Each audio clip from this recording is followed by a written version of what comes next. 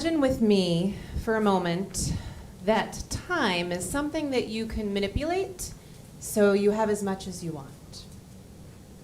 You now have a relationship with time where every time you think to yourself, I really wish I had a few more hours, the clock just magically adjusts itself. It's exciting, right?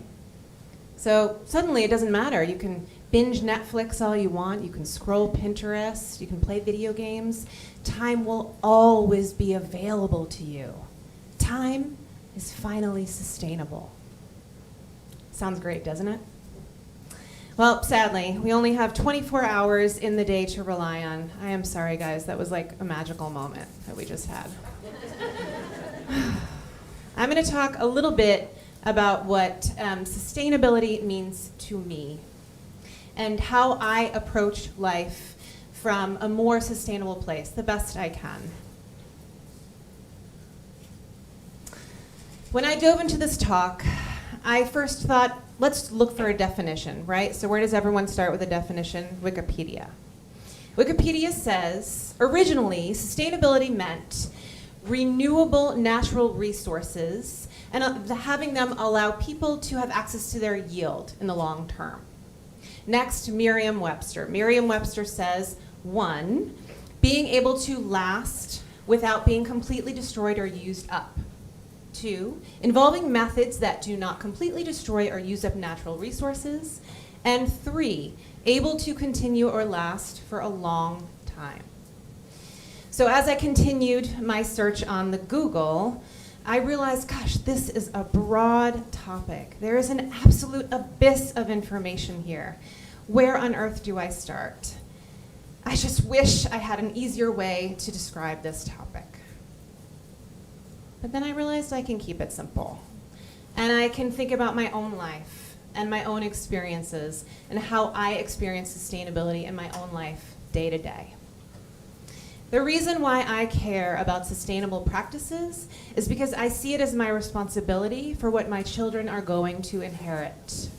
Look, it is not easy to make better choices for the planet, right? I mean, just pop on Amazon and there's like 3,700 options for plastic soap dishes to choose from.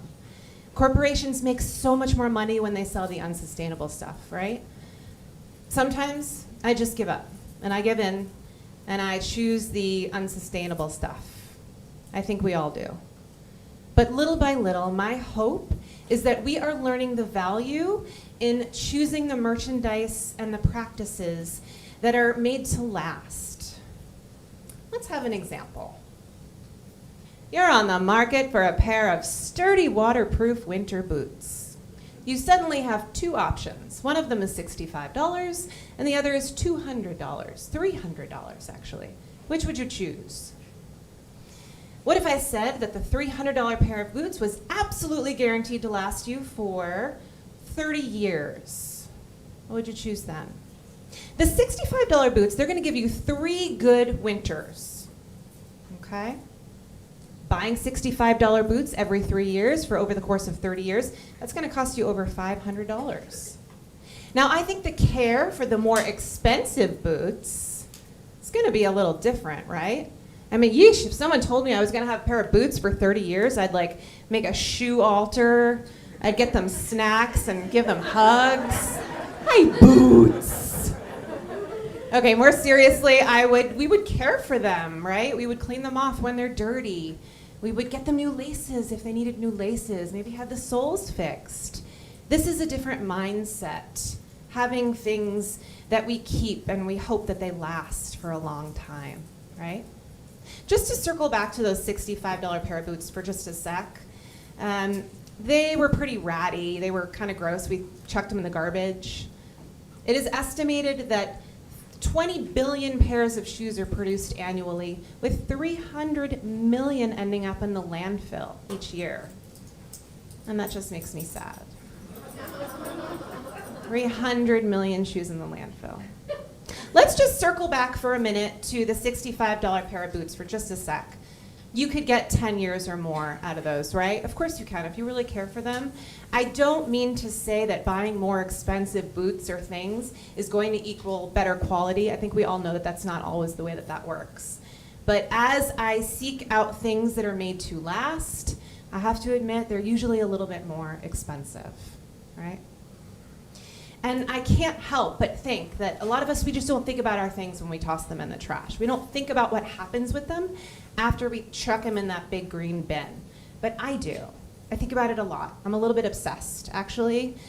And so I value so much leading a more conscientious existence that I really think about it. We've made a lot of changes to have a little bit more sustainability in our house.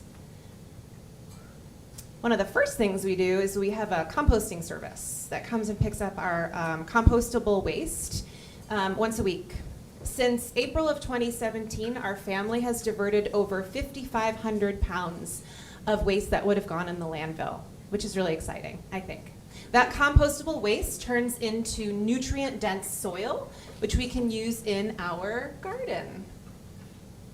Sponges. Okay, so a common kitchen sponge is going to last over 200 years, which is really just sad. I found some sponges that naturally degrade after 2 to 3 months. Bamboo. Bamboo. Oh my gosh, you guys, you can just put it in the dirt and it goes away when you're done with it.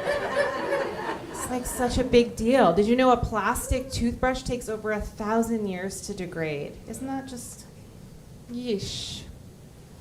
Okay, and now I have this nice little company that sends me dishwasher detergent and laundry detergent in a box that is compostable or reusable or recyclable. Those big old plastic jugs are the worst too.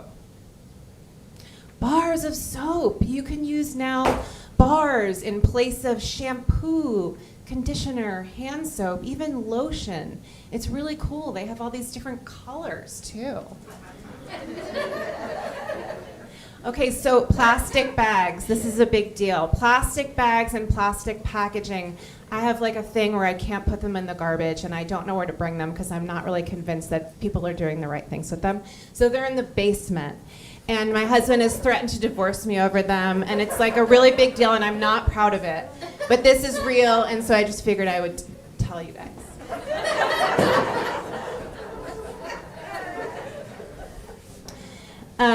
So enough about all that. I just want really you to know that you can do it in your own way. You can be an advocate for this topic in whatever way you think is the right way to do it. We make all these changes. You are smart. You are creative. You can do this yourself too, okay? I want to talk a little bit about what I refer to as self-sustainability. And this is kind of how I approach caring for my body, my mind, my life. It's the foundation on which I build my life.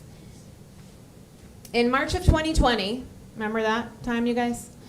I was really wishing for a giant snowstorm. I just wanted to be stuck at home with nowhere to go. Because I was exhausted.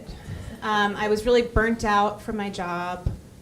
My kids were getting a lame version of me. My husband and I were kind of just transactional. I wasn't playing. I couldn't even figure out how to rest at all. And so here we are. It's not a giant snowstorm. It's this other thing that happened.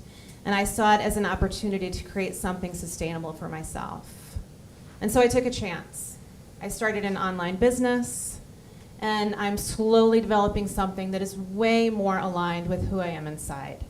It's not easy, and I'm not doing it alone, but it feels like I'm living through my values. So, to wrap this up, I talked a little bit about what me and my family do to try and make better choices for the planet. I talked just a little bit about how I try to live my life better to my values. Time and energy is a valuable resource, and we should treat those things as if we really want them to last. And our body and our mind and the planet, they're a little bit like that, expensive pair of boots. We can look at life through the lens that we'd like it to stick around for a long time. This is what sustainability is to me right now. Thank you so much.